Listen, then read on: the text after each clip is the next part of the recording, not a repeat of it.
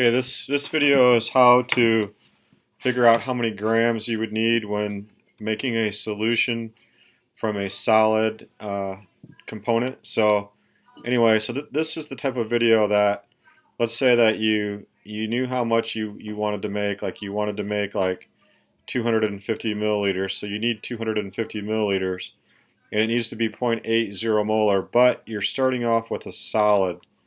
Okay, so when you start off with a solid, you're going to need to know like how many grams you need. And so you're going to use the molarity formula to figure out how many grams. So molarity, if you remember, is equal to the number of moles divided by the number of liters. And so if you look at this problem right here, it tells us the molarity, it tells us how concentrated, so we're going to plug that in. So we're going to plug in 0.80 molar. Okay, now it says 250 milliliters, but we can move the decimal 3 spots to change that to liters, if you remember. And so that's going to be 0.2500 liters. It's supposed to be a decimal there, 0.2500 liters. Now we can put the moles up here. We don't know it. We could call that moles or X or something like that. And what we'll do is we'll just cross multiply. So 0.8 times 0.25, and that's going to equal 0.20 moles. Okay, that's how many moles of calcium chloride we need. But we don't have a device to count moles. So instead we have to use a balance. We have to mass it. So you're going to take the moles that you have of calcium chloride and you're going to calculate how many grams that you need. So for every 1 mole of calcium chloride, if you do the molar mass, right, that's going to be equal to 111 grams calcium chloride.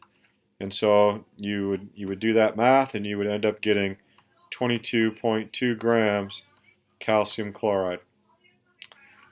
Alright, so that's how to do one like that. Now I'd like you to try one yourself here. So here's the next problem. So calculating grams to make a solution again. So anyway, this time we have some sodium hydroxide, and we want to make 50 milliliters of a 0.40 molar solution.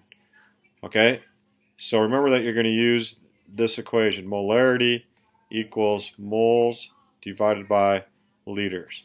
Okay, so step one is to find the moles. So you'll find the moles first, and then once you know the moles, you'll change them to grams. So why don't you pause the video here and see if you can figure this one out, and then go back to the video and check your work as I'll do it in just a second here.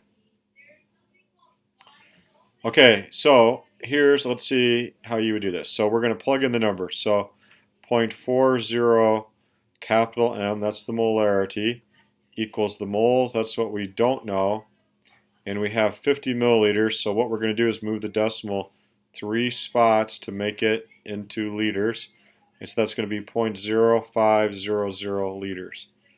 And if we do the math for that, we're going to just cross multiply, so take 0.4 times 0.05, we're going to get 0.020 moles.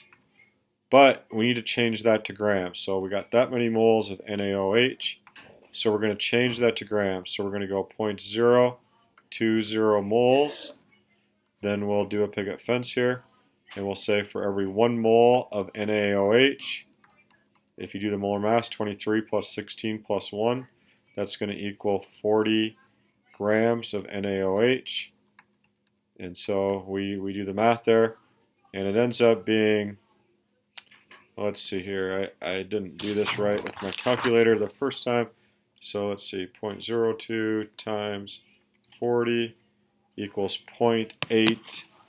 And so that's going to be 0.8, and we got 2 significant digits, so 0.80 grams of NaOH. Okay, that's how to do the math to figure out how many grams you would need to make a solution like that. That's it.